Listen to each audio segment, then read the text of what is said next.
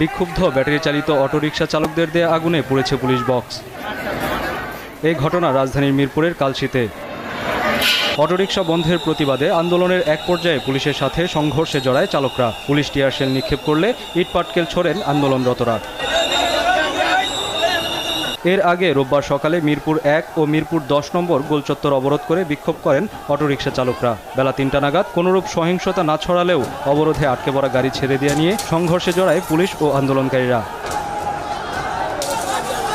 Police বলছে, আন্দোলনকারীদের সড়ক থেকে সরিয়ে দেওয়া ছাড়া তাদের কোনো উপায় নেই।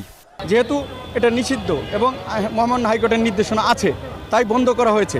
বন্ধ করার পরে তারা রাস্তায় চলে আসার পরে তাদেরকে বোঝানো হলো যে আইনের প্রতি শ্রদ্ধাশীল হন আপনারা। মহামান্য হাইকোর্টের নির্দেশনা আছে, আইনের প্রতি শ্রদ্ধাশীল হওয়া এদেশের প্রতিটি নাগরিকের দায়িত্ব।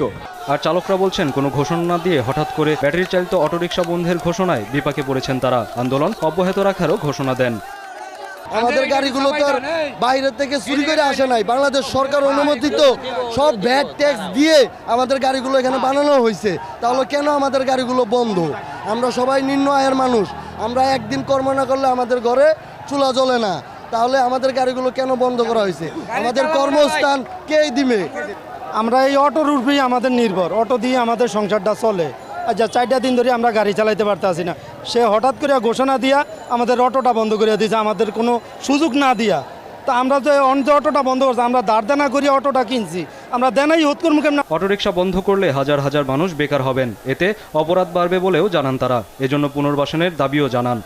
লক্ষ লক্ষ মানুষ যখন বেকার হয়ে যাইতেছে, তাহলে এখন এগুলারা কি করবে? এগুলোর তো আবার বাধ্য হয়ে পেটের ক্ষুধায় আবার চুরি চামারি করবে।